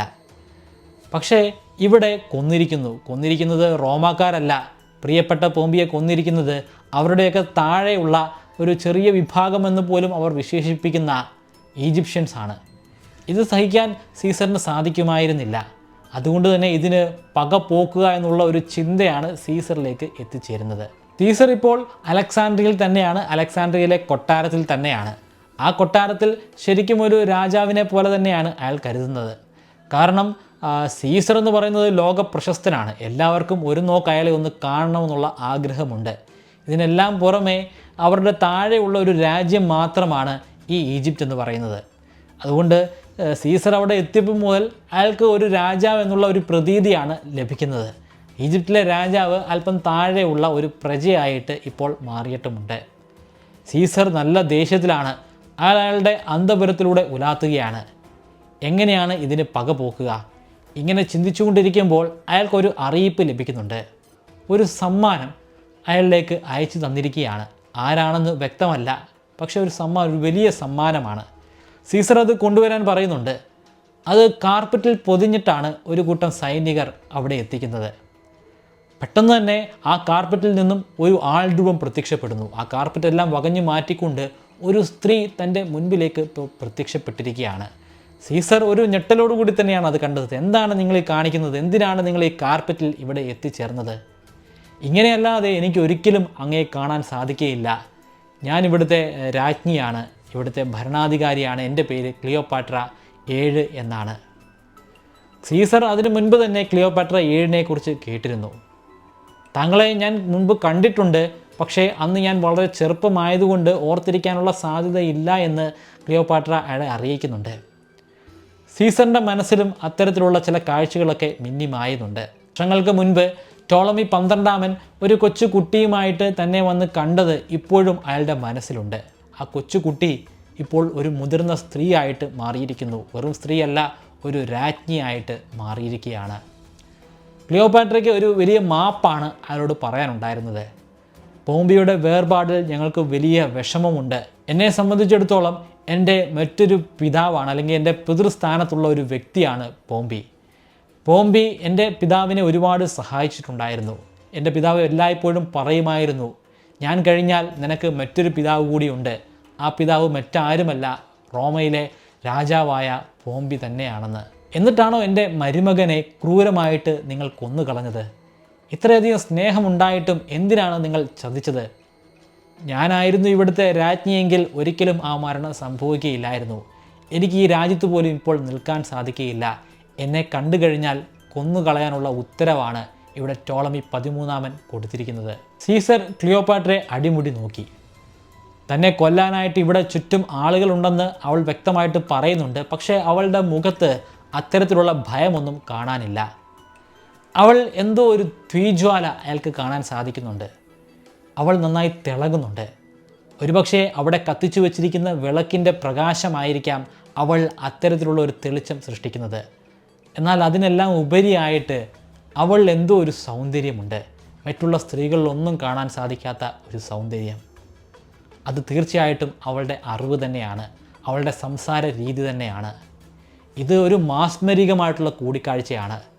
ചരിത്രത്തിൽ ഒരിക്കൽ പോലും ഇത്രയധികം മികച്ച ഒരു കൂടിക്കാഴ്ച ഉണ്ടായിട്ടുണ്ടായിരിക്കുകയില്ല.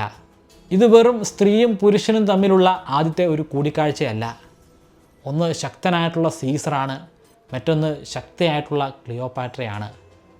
അവർ തമ്മിലുള്ള ആദ്യത്തെ ആ കൂടിക്കാഴ്ച അവിടെ തന്നെ പ്രണയം വിടരുകയാണ്, ഒരു ചെറു പൂ പോലെ. ക്ലിയോപാട്രയ്ക്കും ഒരു 150 വർഷങ്ങൾക്ക് ശേഷം ജീവിച്ചിരുന്ന പ്ലൂട്ടാർക്ക് ഈ ഒരു കൂടിക്കാഴ്ച അത് വളരെ മനോഹരമായിട്ട് തന്നെയാണ് വിവരിച്ചിരിക്കുന്നത്. നിങ്ങൾക്ക് എങ്ങനെയാണ് ഈ രാജ്യം ഭരിക്കാൻ സാധിക്കുന്നത്? കാരണം അലക്സാൻഡ്രിയ എന്ന നഗരത്തിന് തന്നെ നിങ്ങളോട് താല്പര്യമില്ല. പിന്നെ എങ്ങനെയാണ് ആ നഗരം തലസ്ഥാനമായിട്ടുള്ള ഒരു രാജ്യത്തെ നിങ്ങൾക്ക് ഭരിക്കാൻ സാധിക്കുന്നത്? വളരെ നല്ലൊരു മറുപടിയാണ് അവൾക്കുണ്ടായിരുന്നത്.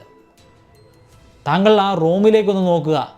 റോമിൽ അവിടെ സെനറ്റിന് താങ്കളെ താല്പര്യമില്ലായിരുന്നു, ജനങ്ങൾക്ക് മാത്രമായിരുന്നു താങ്കളോട് താല്പര്യമുണ്ടായിരുന്നത്. പിന്നീട് നടന്നത് ചരിത്രമല്ലേ? ഇനി അങ്ങോട്ട് സീസറിൻ്റെ ചരിത്രമല്ലേ സംഭവിക്കാൻ പോകുന്നത്? സീസറിന് അത് നല്ല രീതിയിൽ ബോധിക്കുകയുണ്ടായി. ആ സംഭാഷണങ്ങളെല്ലാം അപ്രകാരം തന്നെയാണ് പോയത്. സീസർ ഇത്തരത്തിലുള്ളൊരു പെൺകുട്ടിയെ ആദ്യമായിട്ടാണ് കാണുന്നത്. ഒരുപാട് പെൺകുട്ടികളെ അദ്ദേഹം കണ്ടിട്ടുണ്ട്, പല പ്രായത്തിലുള്ള പെൺകുട്ടികൾ, സ്ത്രീകൾ. പക്ഷേ അവരിലൊന്നും ഇല്ലാത്ത ഒരു കഴിവ് ഇവളിലുണ്ട്. വളരെ മനോഹരമായിട്ടാണ് ഇവൾ സംസാരിക്കുന്നത്. അതിനെല്ലാം പുറമേ നല്ല രീതിയിലുള്ള വീക്ഷണമുണ്ട്. ആ കാലഘട്ടത്തിലെ സ്ത്രീകൾക്കൊന്നും തന്നെ ഉണ്ടാകാതെ പോയിട്ടുള്ള വലിയൊരു മേന്മ തന്നെയാണിത്. ഈ മേന്മയാണ് അവളുടെ സൗന്ദര്യത്തിൻ്റെ മാറ്റു വർദ്ധിപ്പിക്കുന്നത്. ആദ്യ നോട്ടത്തിൽ ക്ലിയോപാട്ര അത്ര സുന്ദരിയായിട്ടൊന്നും ആർക്കും തോന്നുകയില്ല. പക്ഷേ അവളുമായിട്ടുള്ള സംസാരങ്ങൾ, അവളുമായിട്ടുള്ള സംഭാഷണങ്ങളാണ് അവളെ കൂടുതൽ സുന്ദരിയാക്കുന്നത്. കാരണം അവളുടെ സൗന്ദര്യത്തിൻ്റെ മാറ്റ് കൂട്ടുന്നത് അവളുടെ അറിവാണ്, അവളുടെ സംസാര ശൈലിയാണ്, അവളുടെ സ്വഭാവമാണ്, അവളുടെ അംഗവിക്ഷേപങ്ങളാണ്. നന്നായി തന്നെ ക്ലിയോപാട്രയെ സീസറിന് ബോധിച്ചിട്ടുണ്ട്. അന്ന് രാത്രിയിൽ അവർ ഒന്നിച്ചാണ് ഭക്ഷണം കഴിക്കുന്നത്. ഭക്ഷണശേഷം അവർ പിന്നെയും ഒരുപാട് സംസാരിക്കുകയുണ്ടായി. സംസാരത്തിൽ എപ്പോഴോ അയാൾ അവളോട് വളരെയധികം അടുക്കുകയുണ്ടായി. വളരെയധികം അടുത്തു എന്ന് പറയുമ്പോൾ അത് സംസാരം കൊണ്ടുള്ള അടുപ്പ് മാത്രമല്ല, ശാരീരികമായിട്ടും അവർ വളരെയധികം അടുത്തു. അന്ന് രണ്ടുപേരും ഒരൊറ്റ കട്ടിലിൽ തന്നെയാണ് ശയിച്ചത്. അടുത്ത ദിവസം രാവിലെ എഴുന്നേറ്റപ്പോഴും ആ പ്രണയം അപ്പോഴും അതിമനോഹരമായി തന്നെ ജ്വലിക്കുന്നുണ്ടായിരുന്നു. അത് എല്ലായ്പ്പോഴും അപ്രകാരം ജ്വലിക്കണമെന്ന് അവർ രണ്ടുപേരും ഒരുപോലെ തന്നെ ആഗ്രഹിക്കുന്നുമുണ്ടായിരുന്നു. പിന്നീട് സീസർ സെനറ്റ് യോഗം വിളിച്ചു കൂട്ടുന്നുണ്ടായിരുന്നു. ഞാൻ പറഞ്ഞല്ലോ, അവിടുത്തെ രാജാവ് ടോളമിയും ക്ലിയോപാട്രയും ഒക്കെ ആണെങ്കിൽ പോലും ശരിക്കും പറഞ്ഞാൽ സീസർ എത്തിയതിന് ശേഷം രാജാക്കന്മാർ അപ്രസക്തമായി. കാരണം അത്രയും ശക്തനാണ് സീസർ. ഇപ്പോൾ സീസർ എന്തു പറഞ്ഞാലും അവിടെ അത് സംഭവിക്കുക തന്നെ ചെയ്യും. അതുകൊണ്ട് അയാൾ അവിടെ ഒരു സെനറ്റ് യോഗം വിളിച്ചു കൂട്ടുന്നുണ്ട്. സെനറ്റ് മെമ്പേഴ്സ് എല്ലാം അവിടെ വരുന്നുണ്ട്. ആ കൂട്ടത്തിൽ പോത്തിനസും ടോളമി 13 ഒക്കെ ഉണ്ട്. അവിടെ വെച്ച് അയാൾ ചില ഉത്തരവുകളൊക്കെ ഇറക്കുകയാണ്. പഴയതുപോലെ തന്നെ ടോളമി 13 ക്ലിയോപാട്രയും ഒന്നിച്ച് ഈ നാട് ഭരിക്കുക, അതാണ് എൻ്റെ തീരുമാനം. ക്ലിയോപാട്രയെ ഇവിടെ നിന്നും വേർപെടുത്തേണ്ട ആവശ്യമൊന്നുമില്ല. കാരണം ടോളമി 12 വില്ല് അപ്രകാരമായിരുന്നു. നിങ്ങളെല്ലാവരും ടോളമി 12 കീഴിലുണ്ടായിരുന്ന പ്രജകളാണ്. അതുകൊണ്ട് അദ്ദേഹത്തിൻ്റെ ആജ്ഞ അനുസരിക്കേണ്ടത് നിങ്ങളുടെ എല്ലാം ഉത്തരവാദിത്വം കൂടിയാണ്. ഇതിനു പുറമെ അയാൾ ഒരു പ്രഖ്യാപനം കൂടി നടത്തുകയുണ്ടായി. ഇതെല്ലാം ക്ലിയോപാട്ര പറഞ്ഞു കൊടുത്തിട്ടുള്ള പ്രഖ്യാപനങ്ങൾ തന്നെയാണ്. കാരണം അവൾക്ക് സുരക്ഷിതമായിട്ട് രാജ്യം ഭരിക്കണമെങ്കിൽ ആർസെനോയി അവിടെ നിന്നും അങ്ങ് മാറി നിൽക്കേണ്ടതായിട്ടുണ്ട്. അവളെ പൂർണ്ണമായിട്ടും അങ്ങ് ഒഴിവാക്കുകയല്ല, അവളെ സുരക്ഷിതമായിട്ടുള്ളൊരു സ്ഥലത്ത് എത്തിക്കുകയും ആ സ്ഥലത്ത് എല്ലായ്പ്പോഴും ക്ലിയോപാട്രയ്ക്ക് നോട്ടം എത്തുകയും ചെയ്യണം. അതുകൊണ്ട് തന്നെയാണ് സീസർ എല്ലാവരെയും ഞെട്ടിച്ചുകൊണ്ടുള്ള മറ്റൊരു വിളംബരം തന്നെ നടത്തിയത്. ടോളമി 12 ഏറ്റവും ഇളയ മകനായിട്ടുള്ള ടോളമി 14 ടോളമി 14 ആർസെനോയ്ക്കും കൂടി ഒരു ചെറു രാജ്യം തന്നെ കൊടുക്കുക, അല്ലെങ്കിൽ ഒരു ചെറു സ്റ്റേറ്റ് തന്നെ കൊടുക്കുകയാണ്. അത് റോമാക്കാരുടെ സ്റ്റേറ്റാണ്. സൈപ്രസ് എന്ന് പറയുന്ന ഒരു ചെറു സ്ഥലം, ഒരു ചെറു ദ്വീപ്. ആ ദ്വീപിൻ്റെ ഭരണകർത്താക്കളായിട്ട് ആർസെനോയെയും ടോളമി 14 ഉയർത്തി കാണിക്കുകയാണ്. എല്ലാവർക്കും വലിയ രീതിയിലുള്ള താല്പര്യമാണ്. പക്ഷേ ആർസെനോയുടെ മനസ്സിൽ അതൊരു വിഷമമായിട്ടാണ് കലാശിച്ചത്. അവൾക്ക് അതിനോട് വലിയ താല്പര്യം ഉണ്ടായിരുന്നില്ല. പക്ഷേ സീസറിൻ്റെ മുൻപിൽ അവൾ അത് പ്രകടിപ്പിച്ചില്ല. സന്തോഷത്തോടു കൂടി തന്നെ അത് ഏറ്റെടുക്കുകയാണ് ഉണ്ടായത്. ഇതിനെല്ലാം പുറമെ എല്ലാവരെയും സന്തോഷിപ്പിക്കുന്ന മറ്റൊരു വിളംബരം കൂടി ഉണ്ടായിരുന്നു. തുടക്കത്തിൽ തന്നെ ഞാൻ പറഞ്ഞിരുന്നു, വലിയ രീതിയിലുള്ള കടം ഇവർക്കുണ്ടായിരുന്നു. റോമിലേക്ക് അയച്ചു കൊടുക്കേണ്ട കടം. ആ കടത്തിൻ്റെ ഒരു പങ്ക് കുറയ്ക്കാമെന്ന് സീസർ പറഞ്ഞിട്ടുണ്ട്. ഇനി നിങ്ങൾ പൂർണ്ണമായിട്ടും ആ പൈസ തരേണ്ട ആവശ്യമില്ല, അതിൻ്റെ ഒരു ഭാഗം മാത്രം തന്നു തീർത്താൽ മതി. എല്ലാവർക്കും വലിയ ആശ്വാസം തന്നെയാണ്. പക്ഷേ ടോളമി 13 പോത്തിനസിനും ഇതിലെ ആദ്യത്തെ ആശയത്തോട് ഒട്ടും തന്നെ താല്പര്യമില്ല. ക്ലിയോപാട്ര ഇവിടെ ഭരിക്കേണ്ട ആവശ്യമൊന്നുമില്ല. പക്ഷേ അത് സീസറിനോട് എങ്ങനെയാണ് പറയുക? പോത്തിനസ് കണ്ണടച്ച് കാണിച്ചു ടോളമി 13. ആ ധൈര്യത്തിൽ അയാൾ ഉറക്കെ വിളിച്ചു പറയുകയുണ്ടായി, നിങ്ങളെൻ്റെ ഭാര്യയുടെ കൂടെ ക്ഷയിക്കുന്നുണ്ട്. ആ കാര്യം എനിക്ക് വ്യക്തമായിട്ട് തന്നെ അറിയാം. നിങ്ങൾക്ക് നാണമില്ലേ എൻ്റെ ഭാര്യയോടുകൂടെ കിടക്കാൻ? അതിൻ്റെ പ്രത്യുപകാരമായിട്ടല്ലേ നിങ്ങൾ അവളെ വീണ്ടും ഈ ഭരണതലത്തിലേക്ക് ഉയർത്തിക്കൊണ്ടുവന്നിരിക്കുന്നത്? നിങ്ങൾ പറയേണ്ടത് അംഗീകരിക്കേണ്ട കാര്യമൊന്നും എനിക്കില്ല. കാരണം ഞാനാണ് ഇവിടുത്തെ രാജാവ്. ഇവിടുത്തെ കാര്യങ്ങൾ തീരുമാനിക്കേണ്ടത് റോമൻ ചക്രവർത്തിയല്ല, ഞാൻ തന്നെയാണ്. ഞാൻ ഒറ്റയ്ക്കായിരിക്കും. സീസറിനെ സംബന്ധിച്ചിടത്തോളം അതൊരു കൊച്ചു കുട്ടി മാത്രമാണ്. രാജാവൊക്കെ തന്നെയാണ്. പക്ഷേ സീസർ ആ രീതിയിൽ മാത്രമേ ആ കുട്ടിയെ കണ്ടിരുന്നുള്ളൂ. അയാൾ കളിയാക്കി ചിരിക്കുകയായിരുന്നു. പക്ഷേ ആ ചിരിയുടെ ഇടയിൽ മറ്റ് ചില കാര്യങ്ങൾ കൂടി ഉണ്ടായിരുന്നു. ഒരു യുദ്ധം, ഒരു ആഭ്യന്തര യുദ്ധം അവിടെ തുടങ്ങാനുള്ള ഒരു സാധ്യത മാത്രമല്ല, ഒട്ടും തന്നെ വൈകാതെ ഒരു ആഭ്യന്തര യുദ്ധം അലക്സാൻഡ്രിയയിൽ നടക്കുകയാണ്. വാർ ഓഫ് അലക്സാൻഡ്രിയ എന്ന പേരിലാണ് ഈ യുദ്ധം അറിയപ്പെടുന്നത്. ഒരു ഭാഗത്ത് സീസറും ക്ലിയോപാട്രയും, മറുഭാഗത്ത് അണിചേരുന്നത് ടോളമി 13, പോത്തിനസ്, ഇവർക്ക് രണ്ടുപേർക്കും പുറമെ ആർസെനോയും അവരുടെ ഭാഗത്താണ് എന്നുള്ള കാര്യം ക്ലിയോപാട്രയ്ക്ക് ആദ്യമൊന്നും വിശ്വസിക്കാൻ സാധിക്കുമായിരുന്നില്ല. കാരണം തൻ്റെ ഒപ്പം ഇത്ര നാളും ഉണ്ടായിരുന്നതാണ് ആർസെനോയി ഒരു ചതി നടത്തുമെന്ന് പ്രതീക്ഷിച്ചിരുന്നു. പക്ഷേ ഇത്രയും പെട്ടെന്ന് ഇത്തരത്തിലുള്ളൊരു ചതിയാണ് നടത്താൻ പോകുന്നതെന്ന് അവൾ ഒട്ടും തന്നെ പ്രതീക്ഷിച്ചിരുന്നില്ല. യുദ്ധം വലിയ രീതിയിൽ കൊടുമ്പിരി കൊണ്ടു. 4 മാസമാണ് ഈ യുദ്ധം നീണ്ടു നിന്നത്. യുദ്ധത്തിൻ്റെ ഭാഗമായിട്ട് അവിടുത്തെ പല കെട്ടിടങ്ങളും അഗ്നിക്ക് ഇരയാക്കപ്പെട്ടു. ആ കൂട്ടത്തിൽ ഇരയാക്കപ്പെട്ടിട്ടുള്ള പ്രശസ്തമായിട്ടുള്ള കെട്ടിടമാണ് അലക്സാണ്ടറിൻ്റെ പേരിൽ അറിയപ്പെടുന്ന ആ ലൈബ്രറി. നമ്മൾ ഈ കഥ ആരംഭിച്ചത് തന്നെ ആ ലൈബ്രറിയിൽ നിന്നാണ്. ഒരുപാട് പ്രാധാന്യമർഹിക്കുന്ന പുസ്തകങ്ങൾ കത്തി അവിടെ ഇല്ലാതെയായി.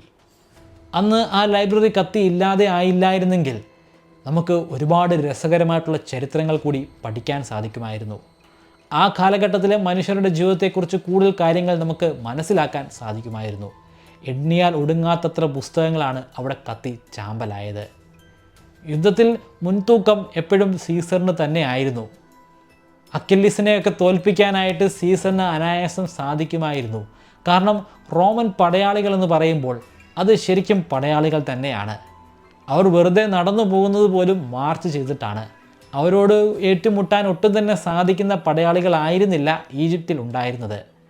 യുദ്ധത്തിൽ ഒരുപാട് നഷ്ടങ്ങൾ സീസറിനും ഉണ്ടായിട്ടുണ്ട്. പക്ഷേ അന്തിമമായിട്ടുള്ള വിജയം അത് സീസറിന് മാത്രം സ്വന്തമായിരുന്നു. പോത്തിനസിനെയും വകവരുത്തി ടോളമി 13-നെയും കൊന്നുകളഞ്ഞു. പിന്നുണ്ടായിരുന്ന അരിസ്റ്റോയിയെ തടവിൽ പാർപ്പിക്കുകയാണ് ചെയ്തത്. ഈ യുദ്ധത്തിൽ സീസർ വിജയിച്ചു. പക്ഷേ ഏറ്റവും വലിയ വിജയം അത് ക്ലിയോപാട്രയ്ക്കാണ് സ്വന്തമാക്കാൻ സാധിച്ചത്. ക്ലിയോപാട്രയുടെ വയറ്റിൽ ഒരു കുഞ്ഞിൻ്റെ ജന്മം അതവൾക്ക് മനസ്സിലാക്കാൻ സാധിച്ചു. അത് സാധാരണ ഒരു കുഞ്ഞല്ല, ലോകത്തിലെ ഏറ്റവും ശക്തനായിട്ടുള്ള ഒരു കുഞ്ഞാണ്. ആ കുഞ്ഞിൻ്റെ പിതാവ് സീസറാണ്, മാതാവ് ക്ലിയോപാട്രയാണ്. റോമൻ ചക്രവർത്തിക്ക് ഈജിപ്ഷ്യൻ രാജ്ഞിയിലുണ്ടായിട്ടുള്ള ഒരു കുഞ്ഞ്. അത് ഒരൊറ്റ കണക്ഷൻ മാത്രമാണ്. റോമൻ സാമ്രാജ്യത്തെയും ഈജിപ്ഷ്യൻ സാമ്രാജ്യത്തെയും തമ്മിൽ കൂട്ടിയിണക്കുന്ന ഒരൊറ്റ കുഞ്ഞ്. ആ കുഞ്ഞ് അത്രയധികം ശക്തനാണ്. ആ കുഞ്ഞ് തൻ്റെ വയറ്റിലുണ്ടായി എന്ന് അറിഞ്ഞപ്പോൾ അതിയായിട്ടുള്ള ഒരു സന്തോഷമാണ് അവൾക്കുണ്ടായത്. ചില ചരിത്രകാരന്മാർ പറയുന്നത് ക്ലിയോപാട്ര സീസറിനെ വശീകരിച്ച് അത്തരത്തിലുള്ളൊരു കുഞ്ഞിനെ ഉണ്ടാക്കി എടുക്കുകയായിരുന്നു എന്നാണ്. പക്ഷേ മറ്റ് ചില ചരിത്രകാരന്മാർ പറയുന്നത് ഇപ്രകാരമല്ല. അവർ പറയുന്നത് സീസറും ക്ലിയോപാട്രയും ഒരുപോലെ തന്നെ ആയിരുന്നു. രണ്ടുപേരും ഒരേ രീതിയിൽ തന്നെ മികച്ച ക്യാരക്ടേഴ്സ് ഉള്ള വ്യക്തികളായിരുന്നു. അത്തരത്തിലുള്ള രണ്ട് വ്യക്തികൾ പരസ്പരം സംവദിക്കുമ്പോൾ അത് പ്രണയമായി മാറുക എന്ന് പറയുന്നത് സ്വാഭാവികമായിട്ടുള്ള ഒരു കാര്യം തന്നെയാണ്. സീസറിന് നല്ല പ്രായമുണ്ടെങ്കിൽ പോലും സീസറിൻ്റെ ക്യാരക്ടർ അത്ര മികച്ചതായിരുന്നു. ക്യാരക്ടർ എന്ന് മാത്രം പറഞ്ഞാൽ പോരാ, ആ വ്യക്തിയെ എല്ലാവർക്കും പ്രിയമായിരുന്നു. ശത്രുക്കൾക്ക് പോലും സീസറിനോട് ഒരു ബഹുമതി ഉണ്ടായിരുന്നു. ആളുകളെ സംബന്ധിച്ചിടത്തോളം സീസർ ദൈവതുല്യനാണ്. സീസറിനോട് പ്രണയം തോന്നാത്ത ആരും തന്നെ ഉണ്ടായിരിക്കുകയില്ല. അയാളുടെ ഏത് പ്രായത്തിലും അയാളോട് നിരവധി സ്ത്രീകൾക്ക് പ്രണയം തോന്നുന്നതാണ്. ക്ലിയോപാട്രയുടെ കാര്യവും അപ്രകാരം തന്നെയാണ്. ക്ലിയോപാട്രയും അതിബുദ്ധിമതിയായിട്ടുള്ള സുന്ദരിയായിട്ടുള്ള ഒരു ആഫ്രിക്കൻ യുവതിയാണ്. സ്വാഭാവികമായിട്ടും അവർ തമ്മിൽ പ്രണയമുണ്ടാകുന്നു. അതിൽ അവർക്കൊരു കുഞ്ഞും ഉണ്ടാകുന്നു. യുദ്ധം കഴിഞ്ഞ് കുറച്ച് നാൾ കൂടി സീസർ അവിടെ ഉണ്ടായിരുന്നു. അതിനുശേഷമാണ് അവിടെ നിന്നും തിരിച്ചു പോകുന്നത്.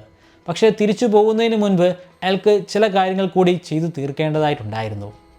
ഒന്ന്, ഒരു വിവാഹം നടത്തി കൊടുക്കുക എന്നുള്ള കാര്യമാണ്. നമുക്ക് വളരെ രസകരമാവും കൗതുകവുമായിട്ടൊക്കെ തോന്നുന്ന ഒരു വിവാഹമാണ് അയാൾ നടത്തി കൊടുക്കുന്നത്. അയാളുടെ കുഞ്ഞിനെ ചുമന്നുകൊണ്ടിരിക്കുന്ന ക്ലിയോപാട്ര 7-ൻ്റെയും ടോളമി 14-ൻ്റെയും വിവാഹമാണ്. ടോളമി 14 ക്ലിയോപാട്രയുടെ ഏറ്റവും ഇളയ അനിയനാണ്, ഒരു കൊച്ചു പയ്യനാണ്. അവർ തമ്മിലുള്ള വിവാഹമാണ് അയാൾ നടത്തി കൊടുക്കുന്നത്. കാരണം അത്തരത്തിലുള്ള വിവാഹം നടത്തിയാൽ മാത്രമേ അവരുടെ ആചാരങ്ങൾ അതേപടി തുടർന്നു കൊണ്ടുപോകാൻ സാധിക്കുകയുള്ളൂ. വീണ്ടും തിരികെ വരാമെന്ന് ഉറപ്പ് നൽകിക്കൊണ്ട് സീസർ അവിടെ നിന്നും റോമിലേക്കുള്ള യാത്ര ആരംഭിക്കുകയാണ്. യാത്രയിൽ അയാളുടെ സൈന്യത്തോടൊപ്പം പോകുമ്പോൾ അയാളോടൊപ്പം തന്നെ ആർസനോയും ഉണ്ടായിരുന്നു. ക്ലിയോപാട്ര പ്രത്യേകമായിട്ട് അയാൾക്കൊരു നിർദ്ദേശം കൊടുത്തിട്ടുണ്ടായിരുന്നു. റോമിൽ എത്തിച്ചതിന് ശേഷം രാജ്യദ്രോഹ കുറ്റത്തിന് ആർസനോയെ കൊല്ലുക. അങ്ങനെ കൊന്നുകഴിഞ്ഞാൽ പിന്നെ ക്ലിയോപാട്രയ്ക്ക് ഒരു ഭയവുമില്ലാതെ രാജ്യം ഭരിക്കാൻ സാധിക്കുന്നതാണ്. അതിനെല്ലാം പുറമേ അവളുടെ വയറ്റിൽ ഇപ്പോൾ 7 മാസത്തോളം പ്രായമെത്തിയിട്ടുള്ള സീസറിൻ്റെ കുഞ്ഞുകൂടിയുണ്ട്. ആ കുഞ്ഞുകൂടി ജനിച്ചു കഴിഞ്ഞാൽ ക്ലിയോപാട്രയാണ് ഏറ്റവും ശക്തിയായിട്ടുള്ള യുവതി. അവരെ ആക്രമിക്കാൻ അല്ലെങ്കിൽ തോൽപ്പിക്കാൻ മുതിരുന്ന ആരും തന്നെ ഈ ഭൂലോകത്ത് ഉണ്ടായിരിക്കുന്നതല്ല. വലിയ പ്രതീക്ഷയോടുകൂടി തന്നെയാണ് സീസറിനെ അവൾ യാത്ര അയക്കുന്നത്. പക്ഷേ അവൾ ആഗ്രഹിക്കുന്നത് പോലൊന്നും കാര്യങ്ങൾ നടക്കുന്നില്ല. ആർസനോയി വശീകരണത്തിൻ്റെ കാര്യത്തിൽ വളരെ കേമി തന്നെയാണ്. ആ ആർസനോയി സീസറിനെ വശീകരിക്കുന്നുണ്ടോ? സീസറിൽ എന്തെങ്കിലും രീതിയിലുള്ള സ്വാധീനം ചെലുത്തുന്നുണ്ടോ? സീസറിന് ആർസനോയിയെ കൊല്ലാൻ സാധിക്കുമോ? അങ്ങനെ സാധിച്ചില്ലെങ്കിൽ അത് ക്ലിയോപാട്രയെ എങ്ങനെയാണ് ബാധിക്കാൻ പോകുന്നത്? ബാക്കി കാര്യങ്ങൾ വിശദമായി തന്നെ നമുക്ക് പറയാനുണ്ട്. അത് അടുത്ത ഭാഗത്തിൽ സംസാരിക്കാവുന്നതാണ്.